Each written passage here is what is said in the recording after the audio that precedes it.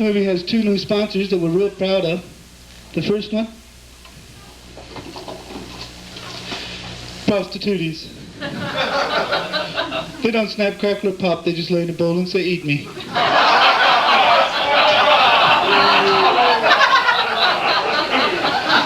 $25 more, they'll eat you.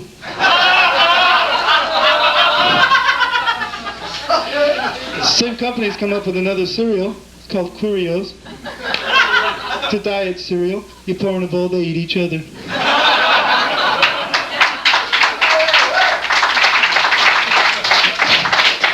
I'd like to close with one it's kind of tough to do, or kind of tough to imagine, but try to picture Howard Cosell as a really good sports announcer. Something like this. Good evening, this is Howard Cosell. On my left, Muhammad Ali. On my right, George Foreman. These two overweight, overbearing, over the hill obnoxious boobs will never fight again. But if they did, who would win?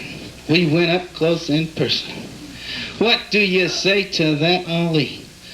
Let me tell you something, Howard. Everyone talking about Joe Frazier. Everyone talking about Leon Spinks. I'm the greatest, I'm the best, what was I saying? Kind of weird, but that's Ali. What do you say to that, George? I'll knock him right on his ass. Thank you, George, for being so brief. Anything to add, Ali? What was I saying? Once again, Howard Cosell here in Peking, China, where I've just witnessed the most spectacular ping-pong game of the world. Listen now as we hear final play.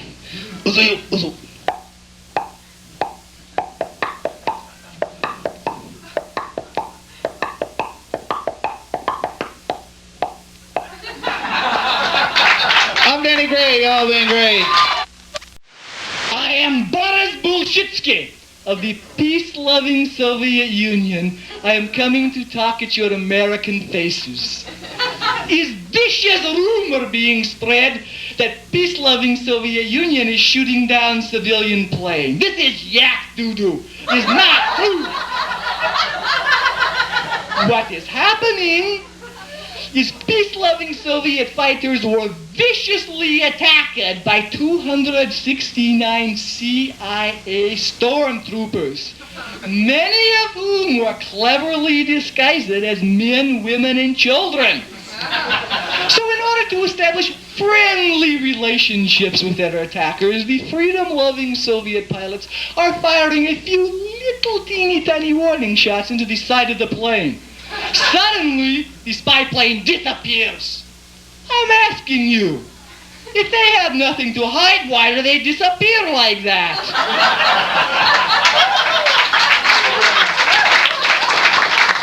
It's also very important to remember all this is taking place over sacred Soviet airspace. I'm now explaining to you what is sacred Soviet airspace. Down below is the freedom-loving, peace-loving Soviet Union where everybody is happy to be alive. Above is sacred Soviet airspace. It's important to know, if wind is blowing very, very hard, sacred Soviet airspace could maybe drift a little bit. Could maybe drift over to Poland. Could maybe drift to Afghanistan. Next week could maybe drift to Philadelphia, but it's still sacred Soviet airspace.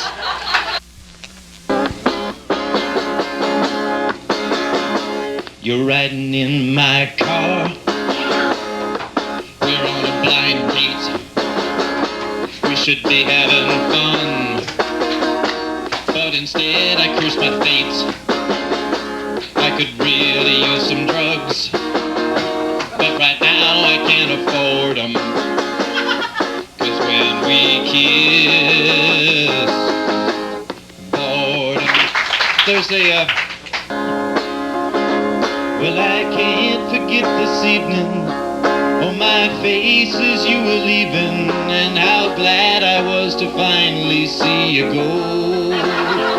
A single man, how glad I am. You'll never know. You'll never know.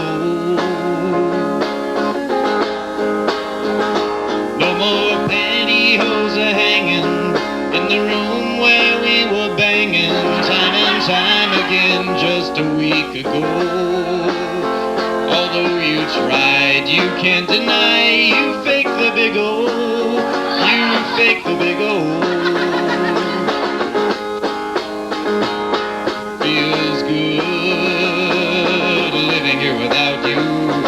Feels good with you not around. Feels good living here without you. Feels good with you not around.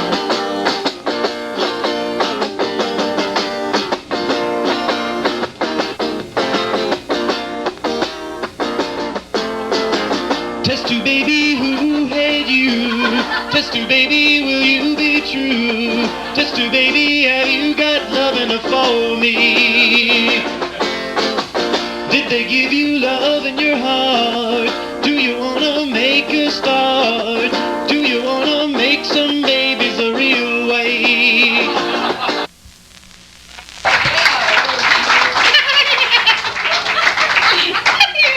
That's okay. Yes, I am Susan, and yes, this is my comedy outfit. It's kind of cute, isn't it? I like it. Yeah. Got this little moon up here. Lady said, nice banana. I said, you're very lonely. There's a little skyline here. Can y'all see? Little moon up here.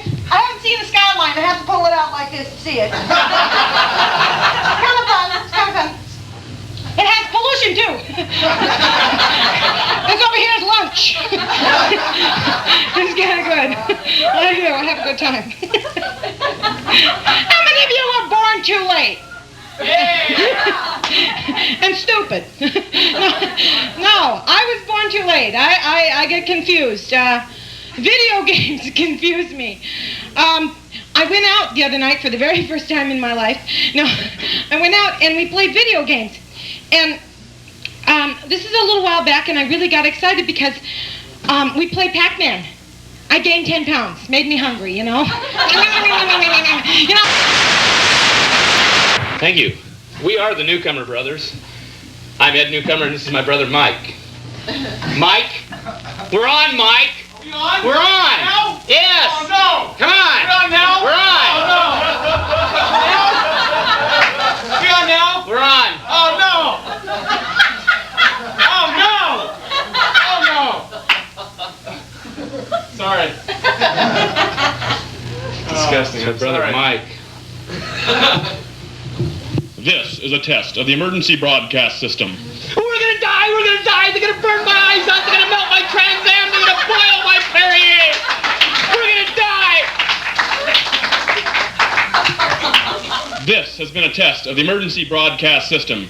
Had this been a real emergency, I'd be doing the same thing that crazy bastard was doing.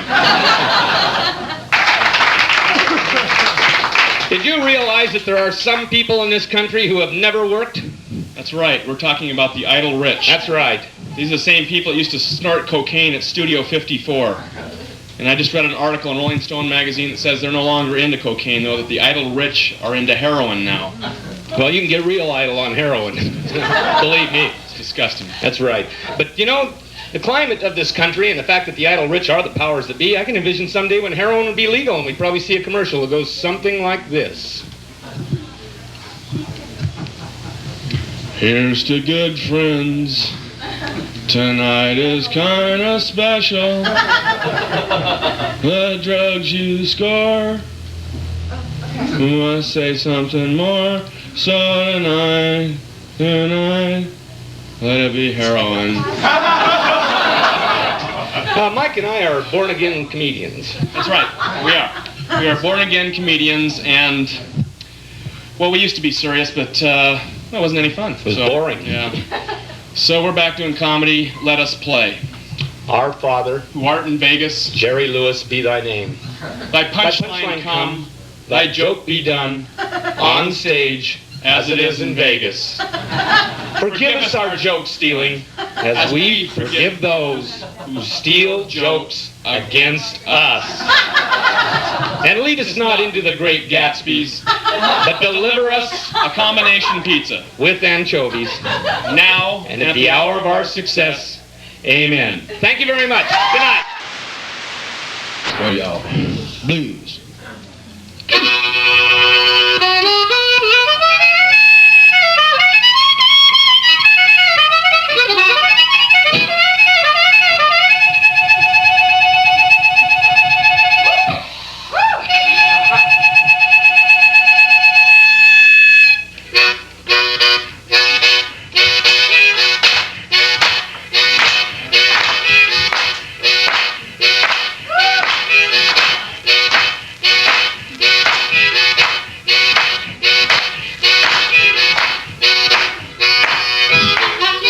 My baby digs truffles buried under the ground, and she likes a good snort, 'cause that's her favorite sound. Her tail is curly, but not too big. But in case you don't know it, my baby is a pig. Yeah!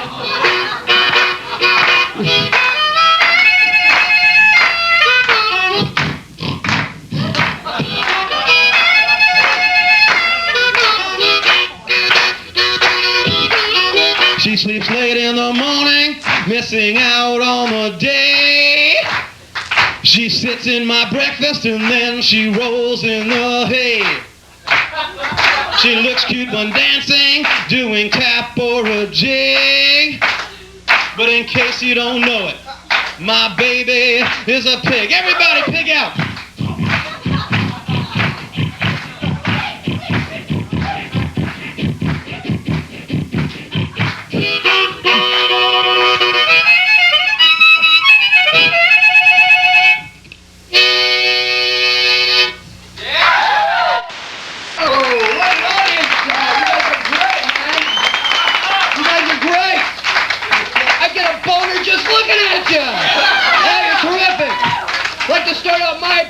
Show with a few quick impressions for you tonight. My first impression for you, Neil Young singing the hits of Tony Orlando and Dawn.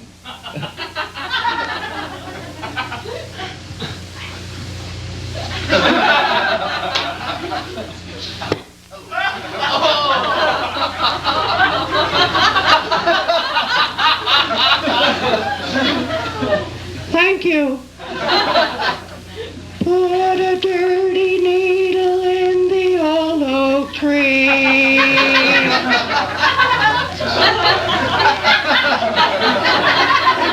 It's been 3 long years since I've seen JP. Flashback. If I don't find a needle in the old oak tree, you can get on the bus. Forget about us. Put the blame on me. Thank you. Another quick impression for you. My impression of Portland's most famous animal. My impression of a possum.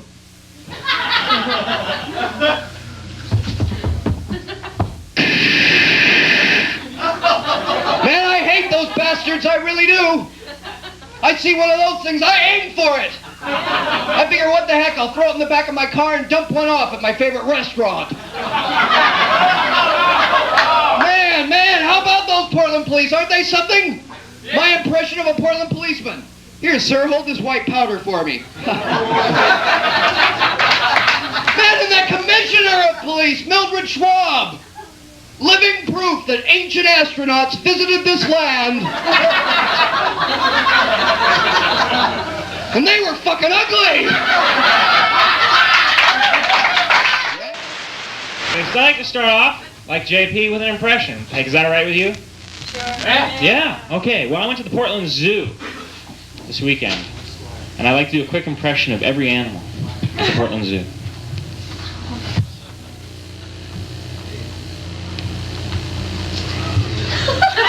Me!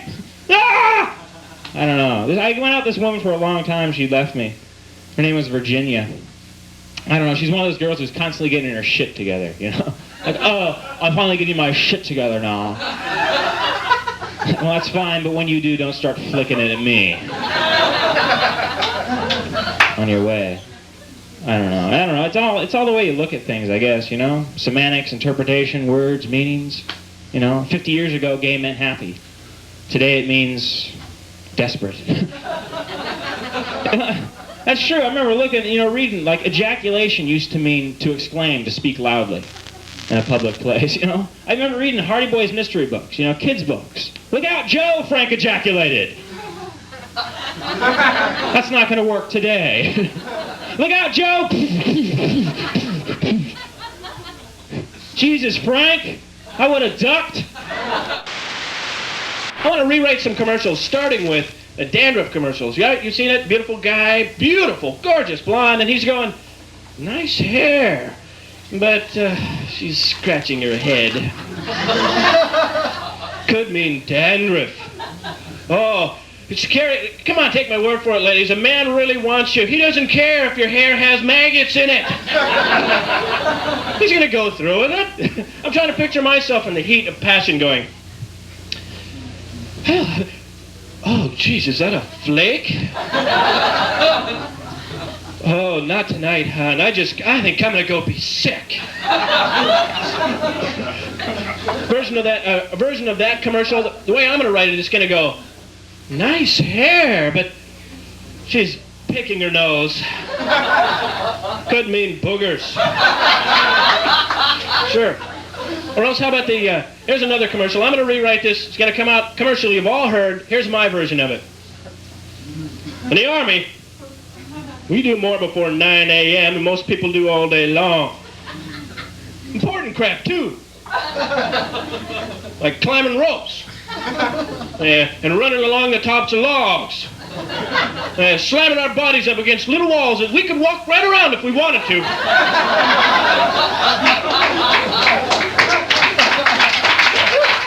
Thank you. The reason is because nothing I hate more than waking up 9 o'clock seeing a wall that hasn't been slammed up against means I gotta do it, and I hate that. You just remember, you join the Army, you may not have a whole hell of a lot of potential as a human. But before 9 a.m., you're gonna be all you can be. Now, thank you very much. Come on.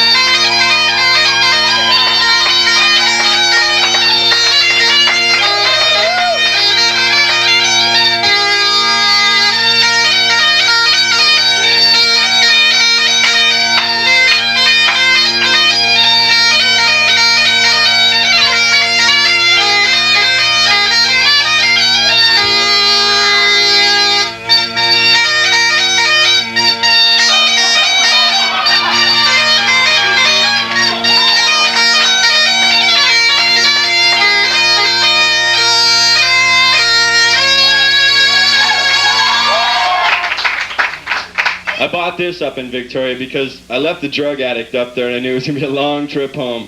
Walkman cassette. How many people own one of these? You do?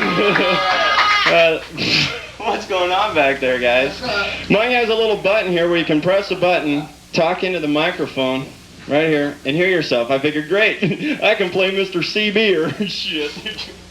This is what I did all the way home from Victoria. It's your ears.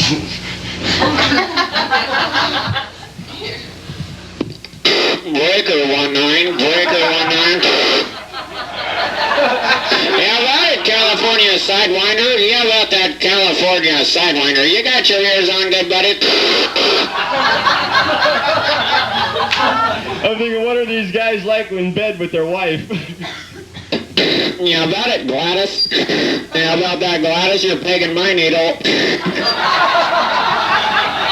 4, 10, 10, 6, 9 on the side. It's totally different in San Francisco.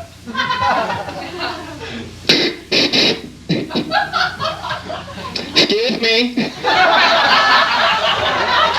Breaker, breaker, any taker? How about that big 18-wheeler in front of me? That's one long leg. Is that a cab over or a Peterbilt? Come back. Thank you very much. Good night. Have you guys ever thought about the fact that your doctor practices medicine, but your mechanic's an expert? Doesn't it bother you that maybe your mechanic's a little more qualified at something than your doctor? Does me. What if your doctor talked like your mechanic? Wouldn't that be terrible? Like, yeah, that there looks like a hernia. How long have you been running on that sucker? What if the bills came to you like the ones your mechanic gives you too? You know, like remove and replace kidney, 1 pint of plasma, labor 4.2 hours, $40,000. Wouldn't that be great? God. Not gonna help. Not gonna help. Anyway, this is fun. I've been looking forward to tonight all day, and I thought, well, you know, Dave, treat yourself to something. Do something fun. So I immediately tonight for dinner went out to one of the finest restaurants in Portland, McDonald's, and I decided, you know, this time I'm going to get out of this place before all these employees say goodbye to me. I'm going to do it. I was there for an hour and a half. Started crawling out. They all leaned over. Good night. Thanks for coming. Have a nice day. Come again. Wow, they're quick. Finally, I got out the door. I got in my car, and they got me going through drive-thru. You ever been through drive-thru at McDonald's? Yeah. Billion-dollar corporations like,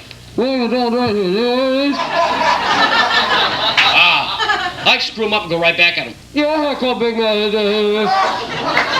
Can we get you something to drink with that? Always pushing that drink, you know, always want to get that. And you go inside, it's the same way, you know, they come up the counter. It's all that grease they play with all day, you know, just throws them off. But I don't go to buffets. I had to think all day, where am I going to go? And I decided I can't go to buffets anymore. When I walk into a buffet, I have one attitude. That is, these people are not going to make a profit on me. Give me 40 pounds of that dried up chicken, I'll take some home. That's what I want.